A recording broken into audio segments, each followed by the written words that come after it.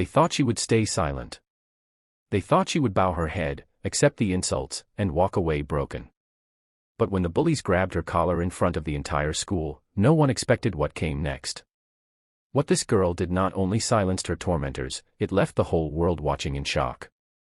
This is not just a story about pain and cruelty, it's a story about courage, resilience, and the kind of strength that changes lives forever. Stay with me till the end, because what she did will inspire you in ways you never imagined. Amara was the kind of girl people overlooked, at least, that's what the world tried to make her believe. With skin the color of deep mahogany and hair that coiled like waves against the sun, she carried herself with quiet grace. But in her school, quietness was mistaken for weakness, and her difference became a target. The whispers started small. A snicker in the hallway, a cruel word scribbled in a notebook, a laugh behind her back when she stood to answer a question. But like fire, those whispers spread, fueled by envy, ignorance, and cruelty. The bullies, 3 girls who wore their confidence like crowns, saw Amara as easy prey. They mocked her accent, laughed at her skin, and mimicked the way her natural curls bounced as she walked. Every day was a battle Amara never signed up for. She wanted to fight back, but her grandmother's voice always rang in her ears, "Don't let their hate make you hateful. Rise above it." And so she stayed silent, burying her pain deep inside. But silence has a cost. Every night, Amara sat on her bed staring at the stars through her small window, tears staining her pillow. She dreamed of being free, of walking into school without fear. She wanted to scream, to tell the world that she was not weak, not less, not invisible. Yet when morning came, she put on her uniform, held her books close, and prepared for another day of quiet endurance. Until one afternoon in the crowded school hallway, when everything changed. It started with a shove. One of the bullies, Rachel, pushed her shoulder hard enough to send her books scattering across the floor. The hall burst into laughter. Amara knelt down to pick up her things, ignoring the heat rising in her chest. But before she could stand, another hand grabbed her collar, yanking her upward. Gasps echoed through the corridor. "Say something." Rachel sneered, her eyes gleaming with cruelty. "Why don't you fight back?" "Oh wait, maybe you can't." The words sliced deeper than the tug on her shirt.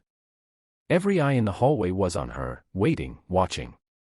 And in that moment, Amara felt something stir inside her, not anger, but something stronger. A power she had buried for too long. Time seemed to stop. Amara's collar was still clenched in Rachel's fist, but instead of shrinking, she lifted her chin. Her eyes, dark, steady, unshakable, locked onto Rachel's. For the first time, she didn't look away. "Do you want to know why I don't fight back?" she asked, her voice calm but ringing through the hallway. The crowd hushed. No one had ever heard her speak like this. Rachel scoffed, but Amara kept going. "Because I don't need to fight with fists to prove my worth. You can laugh at me, call me names, even try to drag me down. But you don't define me. I define me." Her words carried weight, falling heavy on the silence around her. Students leaned in, their smirks fading into awe. Amara gently pried Rachel's hand from her collar and stepped forward. "You think strength is about how loud you can be or how hard you can push someone around. But strength is surviving every cruel word and still walking with your head high. Strength is refusing to become like you." The hallway erupted, not in laughter this time, but in whispers of admiration. Phones came out, cameras clicked.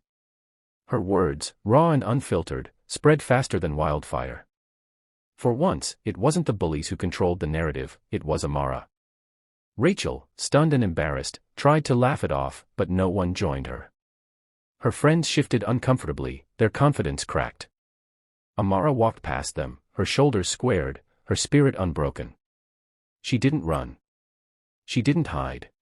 She walked as though the hallway was finally hers. That night, the video of her speech went viral. Millions watched as the quiet black girl stood up against cruelty without raising a fist. Messages poured in from people around the world, students, parents, even teachers, saying how her words gave them courage. Amara had gone from invisible to unforgettable. But more importantly, she had discovered the power that was always within her, the power of her voice. The bullies didn't just fail to break her. They gave her the platform to rise. And in rising, she reminded everyone watching that silence does not mean weakness, and dignity will always outshine cruelty.